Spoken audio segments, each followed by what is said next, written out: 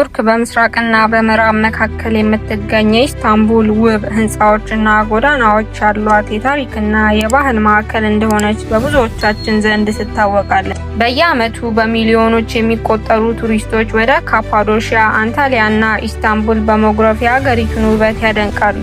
በቴሌቪዥን መስኮት የምናያቸው የቱርክ ድራማዎችና ማስታወቂያዎችም ሀገሪቷን አልጋ በአልጋና የሰላም ምድር አድርገው ያቀርቧታል። ነገር ግን ከተበለጨለጩት የከተማ መብራቶች፣ ከታሪካዊ ህንፃዎችና ከማስታወቂያዎች በስተጀርባ በብዙዎች ዘንድ የማይነገርና የተደበቀ እውነተኛ ጨለማ አለ።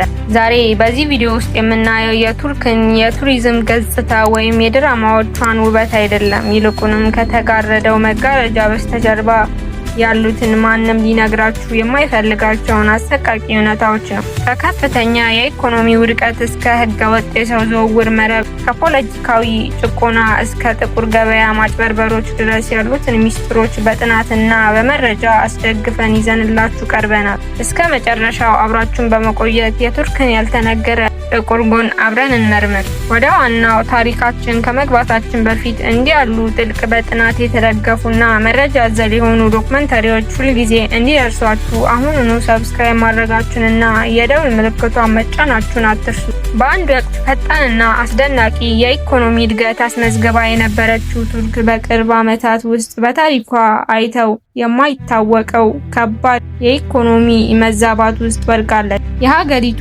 ብሔራዊ ገንዘብ የሆነው ሊሬ እሴቱ በከፍተኛ ሁኔታ በመውደቁ ምክንያት የዋጋ ንረቱ ወይም ኢንፍሌሽኑ ከቁጥጥር ውጪ ሆኗል። ይህ ደግሞ የዜጎችን ዕለታዊ ህይወት ሙሉ በሙሉ የተዛባና አሰቃቂ አድርጎታል። አንድ ወቅት መካከለኛ ገቢ የነበራቸው የቱርክ ቤተሰቦች ዛሬ መሰረታዊ የምግብ ቁሳቁሶችን እንኳን ለመግዛት የሚቸገሩበት ደረጃ ላይ ደርሰዋል። የቤት ኪራይ፣ የኤሌክትሪክ፣ የጋዝ እና የውሃ ወጪዎች ከአቅም በላይ በመሆናቸው ምክንያት በብዙ ከተሞች ሰዎች የጋራ መኖሪያዎችን ለመከራየት ይገደዳሉ። ተራው ህዝብ የመግዛት አቅሙ በመድቀቁ ምክንያት በቀን እስከ 16 ሰዓት ድረስ በከባድ ስራዎች ላይ ለመሰማራት ይገደዳል። ነገር ግን የዚህ የኢኮኖሚ ቀውስ ዋነኛ ሰለባ የሆኑት ወጣቶችና የተማሩ ባለሙያዎች ናቸው። ዶክተሮች፣ ኢንጂነሮች እና የቴክኖሎጂ ባለሙያዎች በሀገሪቱ ውስጥ ብሩህ ተስፋ በማጣታቸው ምክንያት ሀገራቸውን ጥለው ወደ አውሮፓና አሜሪካ ለመሰደድ ይገደዳሉ። ይህ የባለሙያዎች ፍልሰት ደግሞ የሀገሪቱን የጤናና የቴክኖሎጂ ዘርፍ የበለጠ ወደ ውድቀት እየመራው ይገኛል። የኢኮኖሚ ቀውሱ ማህበራዊ ቀውሱንም አስከትሏል። የፍቺ መጠን መጨመር፣ የቤት አልባዎች ቁጥር ማደግ እና የስነ ልቦና መጨናነቅ በቱርክ ህብረተሰብ ውስጥ በስፋት እየታየ ያለ እውነታ ነው። ቱርክ ውጫዊ ውበቷን ጠብቃ ለመታየት ብትሞክርም የውስጥ ኢኮኖሚዋ ግን ሊፈርስ የተቃረበ መሰረት ላይ ነው ያለው። ቱርክ በካርታ ላይ ስታዩት በኤሽያ እና በአውሮፓ አህጉራት መካከል የምትገኝ ተፈጥሯዊ ድልድይ ናት። ይህ አቀማመጧ ደግሞ በጦርነት፣ በደህንነትና በፖለቲካዊ አለመረጋጋት ምክንያት ቀያቸውን ጥለው ሚሊዮኖች ዋነኛ የመሸጋገሪያ መስመር አድርገዋታል። ከሶሪያ፣ ከአፍጋኒስታን፣ ከፓኪስታን እንዲሁም ከተለያዩ የፓኪስታን እና የአፍሪካ ሀገራት የተነሱ ስደተኞች ወደ አውሮፓ ለመሸጋገር በማሰብ መጀመሪያ የቱርክ ምድር ይረግጣሉ። ነገር ግን ወደ ቱርክ የሚገቡ ስደተኞች የሚጠብቃቸው ህይወት ያሰቡትን ያህል አልጋ በአልጋ አይደለም። ይልቁንም ሀገሪቷ ውስጥ ሲደርሱ የሚጠብቃቸው ህጋዊ ከለላ ማጣት፣ የከፋ እንግልትና የኢኮኖሚ ብዝበዛ ነው። በቱርክ መንግስት እና በአውሮፓ ህብረት መካከል በተደረጉ ስምምነቶች ምክንያት ሚሊዮኖች ስደተኞች ወደ አውሮፓ እንዳይሸጋገሩ በቱርክ ድንበሮች ውስጥ ታግደው እንዲቆዩ ተደርገዋል። ይህ ደግሞ ስደተኞቹን አየር ላይ እንዲቀሩ አድርጓቸዋል። በየቀኑ በሺዎች የሚቆጠሩ ፍልሰቶች ህይወታቸውን አደጋ ላይ ጥለው በአይጂያን ባህር በኩል በትንንሽና ደካማ የጎማ ጀልባዎች ወደ ግሪክ ደሴቶች ለመሻገር ይሞክራሉ። ነገር ግን አብዛኛዎቹ ጀልባዎች በመስመጣቸው ምክንያት ባህሩ የብዙ ምስኪኖች መቃብር ሆኖ ቀርቷል። በቱርክ ከተሞች በተለይም በኢስታንቡል፣ በቡርሳና በኢዝሚር ውስጥ የሚገኙ በሺዎች የሚቆጠሩ ህገወጥ ስደተኞች በጨርቃጨርቅ፣ በኮንስትራክሽን እና በግብርና ዘርፎች ውስጥ ይሰራሉ። ነገር ግን እነዚህ ስደተኞች ህጋዊ የመኖሪያ ፍቃድ ስለሌላቸው የአካባቢው ነዋሪዎችና የፋብሪካ ባለቤቶች በከፍተኛ ሁኔታ ይበዘብዟቸዋል። ያለምንም የሕክምና ዋስትና በጨለማና አየር በሌላቸው ምድር ቤቶች ውስጥ በቀን እስከ 18 ሰዓት እንዲሰሩ ይገደዳሉ። ክፍያቸው ደግሞ ከአካባቢው አነስተኛ ደሞዝ በግማሽ ያነሰ ነው። ከዚህም በላይ እጅግ የሚያስፈራው የጉዳዩ ገጽታ በሀገሪቱ ውስጥ የተዘረጋው የህገወጥ ደላሎችና የሰው አጋቾች መረብ ነው። በርካታ ስደተኞች በተለይም ከአፍሪካና ከመካከለኛው ምስራቅ የሚመጡ ወጣቶች በህገወጥ አጋቾች ታግተው ከፍተኛ የሜክሲኮ መሰል ገንዘብ ይጠየቅባቸዋል። ገንዘቡን መክፈል ካልቻሉ ለከፍተኛ አካላዊ ስቃይ፣ ለእስራትና አንዳንዴም ህገወጥ ለሆነ የአካል ክፍሎች ንግድ ሰለባ የሚሆኑበት አጋጣሚ እንዳለ የሰብአዊ መብት ድርጅቶች ሪፖርቶች ያመለክታሉ። የህዝቡ የዘረኝነትና የስደተኞች ጠልነት ስሜትም ከጊዜ ወደ ጊዜ እየጨመረ መጥቷል። የቱርክ የኢኮኖሚ ውድቀት በጨመረ ቁጥር የአካባቢው ነዋሪዎች ችግሩን በሙሉ በስደተኞች ላይ የማሳበብ ያሳያሉ። ይህም በስደተኞች መኖሪያዎች ላይ ጥቃት እንዲፈጸም፣ ሱቆቻቸው እንዲቃጠሉና በየጎዳናው እንግልት እንዲደርስባቸው ምክንያት ሆኗል። የቱርክን የውስጥ ምስጢር ይበልጥ አሰቃቂ የሚያደርገው በሀገሪቱ ውስጥ ያለው የፖለቲካ ጭቆናና የሀሳብ ነጻነት መታፈን ነው።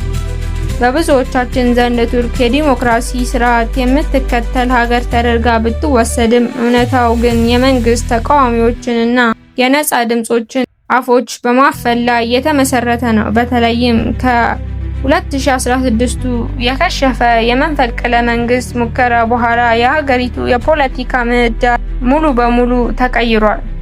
ዛሬ በቱርክ ውስጥ ሀሳብን በነጻነት መግለጽ ወይም የመንግስትን ፖሊሲ መተቸት ከፍተኛ የሆነ የህግና የፖለቲካ ዋጋ ያስከፍላል።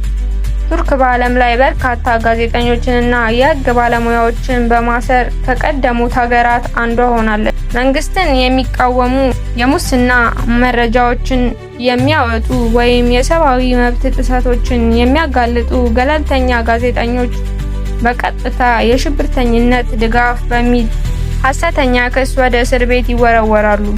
ከዚህም በተጨማሪ ማህበራዊ ሚዲያዎችና የዜና መሰራጫዎች በጽኑ ሳንሱር ይደረጋሉ። መንግስት የማይፈልጋቸው መረጃዎች ሲወጡ ትዊተር፣ ዩቲዩብ እና ዊኪፒዲያን ጨምሮ የተለያዩ የኢንተርኔት ገጾች ድንገት ይታገዳሉ። ይህም ዜጎች እውነተኛ መረጃ እንዳያገኙና በፍርሃት ወጥመድ ውስጥ እንዲኖሩ አድርጓቸዋል። በቱርክ የእስር ቤቶች ውስጥ የሚፈጸሙት የሰብአዊ መብት ጥሰቶች በብዙ የሰብአዊ መብት ተሟጋች ድርጅቶች ሪፖርቶች ላይ በሰፊው ተመዝግበዋል። መምህራንን፣ ዶክተሮች፣ ዳኞች፣ ተማሪዎችና የፖለቲካ ተቃዋሚዎች ያለ በቂ ማስረጃና ያለ ፍርድ ቤት ትዕዛዝ ለእስር ይዳረጋሉ። በእስር ቤቶች ውስጥ የሚፈጸመው አካላዊና ስነ ልቦናዊ ስቃይም የብዙዎችን ሕይወት ቀጥፏል።